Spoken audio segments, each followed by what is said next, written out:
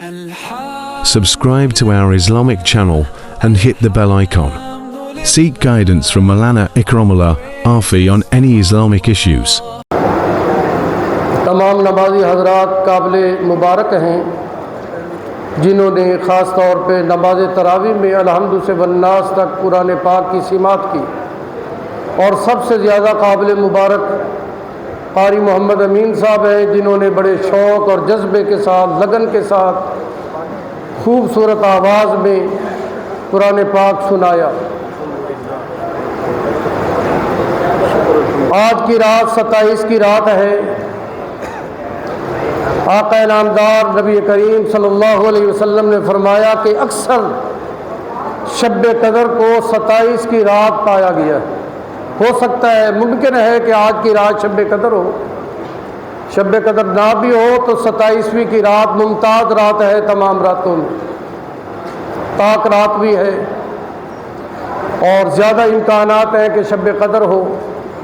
اس لیے یہ رات نہ سونے کی ہے، نہ بھاگنے کی ہے، بلکہ جاگنے کی ہے۔ جاگ کر گزارے، اور جاگنا اللہ کے ذکر میں ہے، اللہ کی عبادت میں ہے، اللہ کی ریاضت میں ہے، مناجات کرنے میں اور دعا مانگنے میں اور گڑ گڑانے میں اور رونے دھونے میں۔ جو بندہ اللہ کے حضور روتا رہتا ہے، اللہ تعالیٰ اس کو اپنے قریب کرتے رہتے ہیں۔ قرآن کریم اللہ کی بہت بڑی نعمت ہے، دولت کونین ہے، تمام کائنات کی دولت قرآن پاک ہے، اور قرآن پاک علوم کا سمندر ہے، نیکیوں کا سمندر ہے۔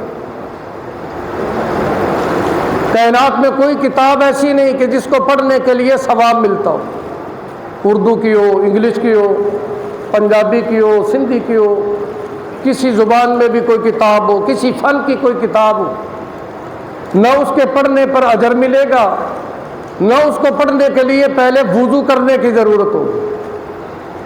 یہ واحد قرآن ہے کہ اس کے پڑھنے کے لیے پہلے وضو کیا جاتا ہے، اپنے آپ کو پاک کیا جاتا ہے، اپنے آپ کو معطر بنایا جاتا ہے۔ پھر قرآن پاک دنیا اس نیت سے پڑھتی ہے کہ اللہ راضی ہوگی، اللہ کی طرف سے اجر ملے گا، ثواب ملے گا۔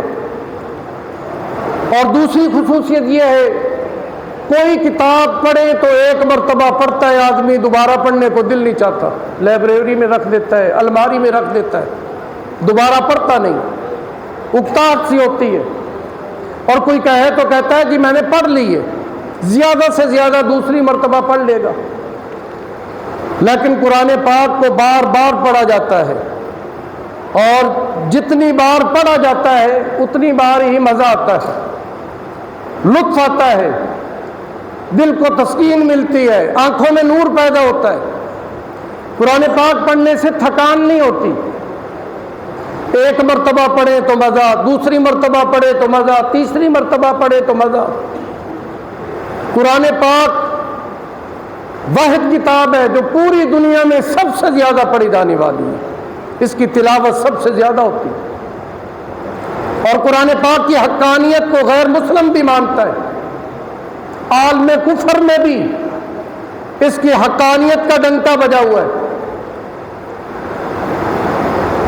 قرآن کریم یہ نیکیوں کا سمندر ہے، بغیر ہاتھ لگائے قرآن کو پڑھے تو ہر حرف پر 10 نیکیاں، وضو کر کے پڑھے تو ہر حرف پر 25 نیکیاں، نفلی نماز میں پڑھے تو ہر حرف پر 50 نیکیاں، فرضوں میں اس کی تلاوت کرے تو ہر حرف پر 100 نیکیاں، بڑی جامع مسجد میں بیٹھ کر پڑھے تو ہر حرف پر 500 نیکی، بیت المقدس مسجد اقصی میں تلاوت کرے تو ہر حرف پر 1000 نیکی، پیارے آقا کی مسجد نبوی شریف میں پڑھے تو ہر حرف پر 50 نیکیاں، بیت اللہ میں آ کر پڑھے تو ہر حرف پر 1,00,000 نیکی۔ اور صرف پڑھنا ثواب نہیں، اس کا سننا بھی ثواب ہے، قرآن کریم کو دیکھنا بھی ثواب ہے، اس کو اٹھانا بھی ثواب ہے، اس کو سینے سے لگانا بھی ثواب ہے، اس کو چومنا بھی ثواب ہے، اس کا ادب و احترام کرنا ثواب ہے، ثواب ہی ثواب ہے۔ کیونکہ یہ کتاب لاجواب ہے اور جس پر اتاری گئی وہ پیغمبر بھی لاجواب ہے۔ قرآن کریم بے مثال، جن پر اتاری گئی وہ بھی بے مثال۔ قرآن کریم تمام کتابوں کی سردار، جن پر اتاری گئی وہ تمام نبیوں کے سردار۔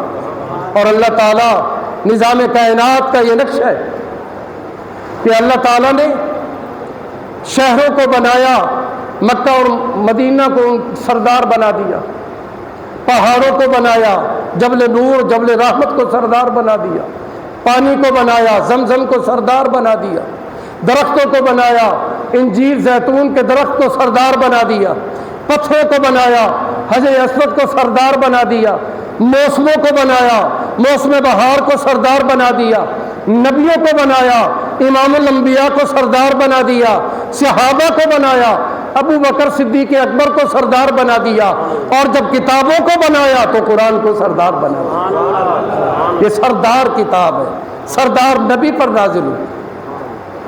اور قرآن پاک کی ابتدا الف لام میم سے ہوتی ہے، 3 حروف ہے، الف لام میم۔ ان کے نیچے ان کا ترجمہ نہیں لکھا ہوتا، لیکن بعض مفسرین نے ان کا ترجمہ بھی کیا ہے، الف لام میم۔ دراصل یہ 3 قسمیں ہیں جو اللہ نے اٹھائی ہیں۔ الف سے مراد اللہ نے اپنی الوہیت کی قسم اٹھائی، لام سے مراد جبرائیل امین کی قسم اٹھائی، میم سے مراد اپنے پیارے محبوب محمد الرسول اللہ صلی اللہ علیہ وسلم کی قسم اٹھائی۔ 3 قسمیں اٹھا کر رب ذوالجلال اعلان کرتے ہیں، ذالک الکتاب لا ریب فیہ، میری قسم، جبریل لانے والے کی قسم، میرے محبوب کی قسم کہ میں تمہیں یہ کہتا ہوں، ذالک الکتاب لا ریب فیہ، یہ وہ کتاب ہے جس میں کوئی شک نہیں، شک و شبہات سے پاک کتاب ہے، جھوٹ سے پاک کتاب ہے، صداقت پر مبنی کتاب ہے، حکمت پر مبنی کتاب ہے، بصیرت پر مبنی کتاب ہے، علم سے بھرپور کتاب ہے، لا ریب فیہ، یہ قرآن کی شان ہے کہ اس میں کوئی شک نہیں۔ اتارنے والا خود کہہ رہا ہے کہ یہ شک و شبہات سے پاک ہے۔ اللہ فرماتے ہیں جیسے میری ذات عیبوں سے پاک ہے، میرا کلام بھی عیبوں سے پاک ہے، میری ذات جیسے نقائص سے پاک ہے، میرا اترنے والا کلام بھی نقائص سے پاک ہے، جیسے میں بے عیب ہوں میری کتاب بھی بے عیب ہے، لا ریب ہے، اور اس میں کوئی شک نہیں۔ لہذا 30 پاروں میں کوئی شک نہیں، 114 سورتوں میں کوئی شک نہیں، 540 رکوعات میں کوئی شک نہیں، 6666 آیات میں کوئی شک نہیں، اس کے حروف میں شک نہیں، اس کے الفاظ میں شک نہیں، اس کے جملوں میں شک نہیں، اس کے کلموں میں شک نہیں، اس کی آیات میں شک نہیں، اس کی سطروں میں شک نہیں، اس کے نقوش میں شک نہیں، لا ریب فیہ، یہ شک و شبہات سے پاک کتاب ہے۔ اور دوسرا مفہوم یہ بیان کیا، الف لام میم، اللہ تعالیٰ نے قرآن پاک سے پہلے ان 3 حروفوں میں تعارف کرایا ہے۔ الف سے مراد اللہ بھیجنے والا، لام سے مراد جبریل فرشتوں کے سردار لانے والے، میم سے مراد محمد الرسول اللہ جن کے دل پر یہ کتاب نازل کی گئی۔ الف سے مراد اللہ، لام سے مراد جبریل، میم سے مراد پیارے آقا نبی کریم محمد الرسول اللہ صلی اللہ علیہ وسلم۔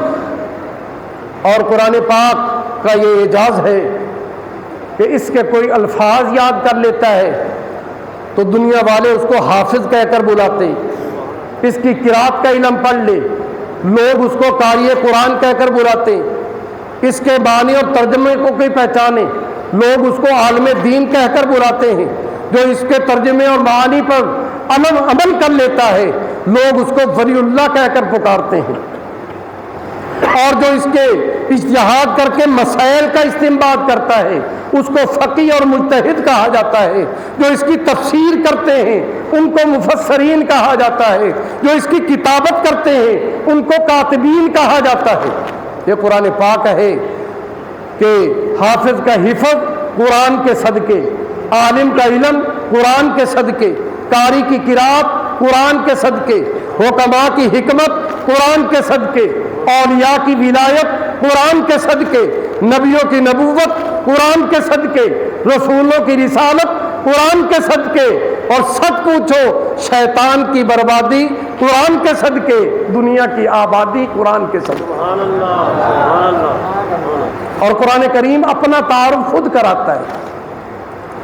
قرآن سے ہم پوچھیں کہ تجھے بھیجنے والا کون ہے، جواب دے گا۔ تجھے لانے والا کون ہے، بتاتا ہے۔ تو کس پر نازل ہوئی، بتاتا ہے۔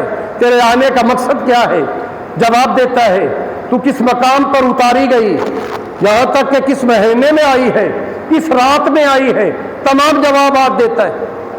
تو آئیے قرآن سے پوچھتے ہیں کہ اے قرآن تجھے نازل کرنے والا کون ہے، جواب دیتا ہے تنزیل من رب العالمین، مجھے نازل کرنے والے رب العالمین ہے۔ تجھے لانے والا کون ہے، نزل بہ الروح الامین، سید الملائکہ حضرت جبریل مجھے لانے والے ہیں۔ تو کس پر اتاری گئی، جواب دیتا ہے نزل علی محمد، میں محمد صلی اللہ علیہ وسلم کے دل پر اتاری گئی ہوں۔ اس سے پوچھیں کہ تیرے آنے کا مقصد کیا ہے، جواب دیتا ہے ھدی للمتقین، ہدایت لے کر آئی ہوں تقوی والوں کے لیے۔ اور قرآن سے پوچھے کہ کس مقام پر نازل ہوئی، تو جواب دیتی ہے کہ میں بیت اللہ کے مقام پر نازل ہوئی، کہیں مکہ میں نازل ہوئی، کہیں مدینہ میں نازل ہوئی، کہیں میدان عرفات میں اتری، اور کہیں میدان احد میں اتری، کہیں غزوہ بدر میں اتری، کہیں مقام حنین پر اتری۔ جہاں حضور آتے تھے میں وہیں اتر پڑتی تھی۔ حضور اگر سوئے ہوئے ہیں میں وہاں بھی اترتی، حضور اگر قیام کی حالت میں میں وہاں اترتی، حضور اگر بیٹھے ہوئے ہیں تو میں وہاں اترتی، جہاں حضور جاتے میں وہیں اترتی رہتی۔ یہ قرآن پاک کیا ہے،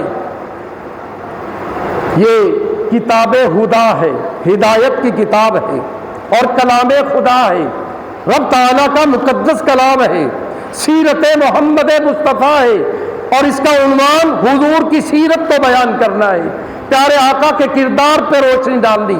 اس لیے حضور نبی کریم صلی اللہ علیہ وسلم کا پورا نقشہ قرآن بیان کرتا ہے۔ آپ کے چہرے کی قسم جو اللہ نے اٹھائی قرآن بیان کرتا ہے، آپ کے ہاتھوں کی قسم اللہ نے اٹھائی تو قرآن بیان کرتا ہے، آپ کے دانتوں کا ذکر قرآن میں بیان ہے، آپ کے ہونٹوں کا ذکر قرآن میں موجود ہے، آپ کے سینے کا ذکر قرآن میں موجود ہے، آپ کی پشت کا ذکر قرآن میں موجود ہے، آپ کی گفتار کا ذکر قرآن میں ہے، آپ کی رفتار کا ذکر قرآن میں ہے، آپ کے رہن سہن کا ذکر قرآن میں ہے، یہاں تک کہ آپ کی بیویوں کا ذکر قرآن کرتا ہے، آپ کی اولاد کا ذکر قرآن کرتا ہے، عقیدہ ختم نبوت کا بیان قرآن کرتا ہے، آپ کے معراج کا ذکر قرآن نے کیا ہے، آپ سے پہلے انبیاء کے واقعات قرآن بیان کرتا ہے، ان نافرمان قوموں پر اترنے والے عذابات کا ذکر قرآن بیان کرتا ہے۔ گویا قرآن ایک علوم کا سمندر ہے۔ امام غزالی رحمۃ اللہ علیہ فرمایا کرتے تھے کہ قرآن ایسا ہے کہ یہ سب سے چھوٹی کتاب ہے اور سب سے بڑی کتاب بھی ہے، بالکل آسان بھی ہے اور بہت مشکل بھی ہے۔ تو پوچھنے والے حیرت زدہ ہو کر پوچھتے ہیں امام غزالی یہ آسان کیسے ہے، یہ کیسے ہو سکتا ہے، ایک آسان بھی ہے اور وہ مشکل بھی ہے، چھوٹی بھی ہے اور پھر وہ بڑی بھی ہے، یہ کیسے ممکن ہے؟ تو آپ نے بہت پیارا جواب دیا کہ چھوٹی ایسی ہے، چھوٹی اتنی ہے کہ ایک 6 سال 5 سال کا بچہ بھی اپنے ہاتھ پہ اٹھا لیتا ہے، ہم اپنی جیب میں رکھ لیتے ہیں، اور بڑی اتنی ہے کہ اس کے اندر پوری کائنات سمائی ہوئی ہے، پھر بھی یہ بہت بڑی ہے۔ آسمان اس کے اندر موجود، زمینیں اس کے اندر موجود، سمندر اس کے اندر موجود، کرسی عرش اس کے اندر موجود، سب کچھ اس کے اندر ہے، پھر بھی یہ بہت بڑی ہے۔ اور فرمایا آسان ایسی ہے کہ 7 سال کا بچہ بھی تمہیں حافظ قرآن نظر آئے گا، اور مشکل اتنی ہے کہ آج تک اس کے عنوانات ایسے ہیں کہ دنیا مفسرین محدثین اس کے اندر غوطے لگا لگا کر تھک گئے، زندگیاں ختم ہو گئیں، لیکن موتی پھر بھی باقی ہے۔ اتنی عظیم کتاب، عظیم نبی پر اترنے والی کتاب، اور یہ کتاب ایسی ہے فرمایا کہ بہت سارے لوگوں کو عزت دیتی ہے، بہت سارے لوگوں کو ذلیل بھی کر دیتی ہے۔ ہاں جو اس کو سینے سے لگائے اس کو عزتیں دیتی ہے، جو اس کو پس پوش ڈال دے اس کو ذلیل و رسوا کر دیتی ہے، جو اس کے علوم میں آ جائے وہ زمانے کے امام بن جاتے ہیں۔ ابو بکر کی صداقت قرآن کریم کے صدقے ہے، عمر کی عدالت قرآن کے صدقے، عثمان کی سخاوت قرآن کے صدقے، علی کی شجاعت قرآن کے صدقے، صحابہ کی صحابیت قرآن کے صدقے۔ اور قرآن پاک اللہ تعالیٰ نے مسلمانوں کو عطا کی ہے۔ جرمن کے اندر میرے ایک استاد کو بدھ مت کا بہت بڑا لیڈر ملا، اس نے کہا کہ ہم بھی ایک قرآن تمہارے مقابلے میں بنا رہے ہیں، ہم ایک کتاب کو ترتیب دے رہے ہیں اور وہ تمہارے قرآن کے مقابلے میں لائیں گے، اس کی بھی تلاوت ہوا کرے گی، اس کے بھی ہم فضائل سنائیں گے، اس کی بھی عظمتیں بیان کریں گے۔ پھر وہ کہنے لگا کہ 50 سال گزر چکا، کتاب بناتے بناتے ابھی تک پوری مکمل نہیں ہوئی۔ پھر کہنے لگا کہ اگر مکمل ہو گئی تو پھر ہمیں ایسے محمد کی تلاش ہوگی جو تمہارے پاس ہے، کہ جو صاحب کتاب بنے۔ تو آگے سے استاد نے کہا تم کتابیں لاکھ بنا لو گے لیکن جو مقبولیت اللہ نے ہمارے قرآن کو بخشی ہے وہ نہیں ہوگی، جو عظمت قرآن کو بخشی ہے وہ نہیں، کیونکہ تمہاری کتاب وہ ہے جو انسان لکھتے ہیں اور ہمارے پاس جو کتاب ہے یہ وہ ہے انسانوں کی لکھی ہوئی نہیں، رحمان کی لکھی ہوئی کتاب ہے۔ اور تم دل لگا لو جو ہمارے پاس قائد محمد الرسول اللہ ہے وہ کائنات میں اب تمہیں کہیں بھی نہیں مل سکتا۔ حسینہ جمیلہ دا منہ موڑ دیتا، محمد بنا کے خود خدا نے قلم توڑ دیتا۔ اب وہ سینچا ہی نہیں ہے کہ جس میں محمد پیدا ہو سکے، اب وہ ماں ہی نہیں ہے کہ جو محمد کو جنت دے سکے۔ حسینوں کا حسن محمد کے چہرے پہ ختم، آپ نبیوں کے بھی آخری نبی ہیں اور حسن میں بھی آپ آخری نبی ہیں، جمال میں بھی آپ آخری نبی ہیں۔ اور ہمارا تو یہ دعویٰ ہے کہ اللہ نے ایک قرآن نہیں اتارا بلکہ 2 قرآن اتارے۔ کتنے اتارے؟ بلند آواز سے، ایک قرآن نہیں، کتنے قرآن ہیں؟ 2 قرآن۔ ایک قرآن کتاب کی شکل میں، ایک قرآن محمد الرسول اللہ کی شکل میں۔ یہ قرآن ہمارے ہاتھوں میں ہے، رکھا ہوا ہے، وہ قرآن مدینے اور مکے کی گلیوں میں چلتا ہوا نظر آتا ہے۔ یہ قرآن خاموش ہے، وہ قرآن بولتا ہوا ہے۔ یہ قرآن علم ہے، وہ قرآن عمل ہے۔ یہ قرآن اجمال ہے، وہ قرآن تفصیل ہے۔ یہ قرآن متن ہے، وہ اس کی تشریح ہے۔ یہ قرآن رشد ہے، وہ اس کے راشد ہے۔ یہ قرآن ہدایت ہے، وہ ہادی عالم ہے۔ یہ قرآن نور ہدایت ہے اور وہ نور العالمین ہے۔ یہ قرآن رحمت للعالمین ہے، یہ قرآن رحمت للمؤمنین ہے اور وہ قرآن رحمت للعالمین ہے۔ یہ بھی قرآن ہے، وہ بھی قرآن ہے۔ اس کو دیکھنا بھی ثواب، اس کو دیکھنا بھی ثواب۔ جو اس کو دیکھے وہ اللہ کا محبوب بن جاتا ہے، اور جنہوں نے اس قرآن کو دیکھا وہ صحابی رسول بن گئے، وہ زمانے کے امام بن گئے۔ اور قرآن پاک عزتیں دلاتا ہے۔ مجھے ایک بزرگ فرمانے لگے کہ جس کے سینے میں قرآن ہوتا ہے وہی آگے آتا ہے، تو جب وہ سجدے میں جاتا ہے تو سب کے سر اس کے پاؤں میں ہوتے ہیں۔ یہ قرآن کا احساس ہے۔ قرآن یہ نہیں دیکھتا کہ اس کی قوم کون سی ہے، اس کا خاندان کون سا ہے، بس اس کے سینے میں قرآن ہے، سبھی اس کی عزت کرتے ہیں۔ اور قرآن کے ساتھ جس کی بھی نسبت ہو جائے، قرآن جیسے عظیم ہے، عظمتوں والی کتاب ہے، جس کی اس سے نسبت ہو جائے وہ بھی عظیم بن جاتا ہے، عظمتوں والا بن جاتا ہے۔ ہم غلاف نہیں دیکھتے، ردی کپڑے کا ہو، بے قیمت ہو، لیکن قرآن کا جب غلاف بن گیا، ہم قرآن کو اٹھاتے ہیں، سینے سے لگاتے ہیں تو غلاف بھی سینے سے لگتا ہے، قرآن کو چومتے ہیں تو غلاف کو بھی ہم چومتے ہیں۔ قرآن کی نسبت سے غلاف بھی ہمارے لیے قابل احترام بن گیا۔ پھر تم یہ نہیں دیکھتے کہ جس ریل پر قرآن رکھا جاتا ہے وہ ریل چاہے بے قیمت لکڑی کی کیوں نہ صحیح، وہ تپائی اور چوکی چاہے جس لکڑی کی بھی ہو، لیکن قرآن کے ساتھ اس کی نسبت ہو گئی تو ہم اس سے بھی پاؤں پھلانگ کر نہیں گزرتے، اس کو بھی محبت سے دیکھتے ہیں۔ یہ نسبت کی بات ہے، تو قرآن پاک سے ادنا کی بھی نسبت ہو گئی تو وہ بھی اعلیٰ سے اعلیٰ بن گیا۔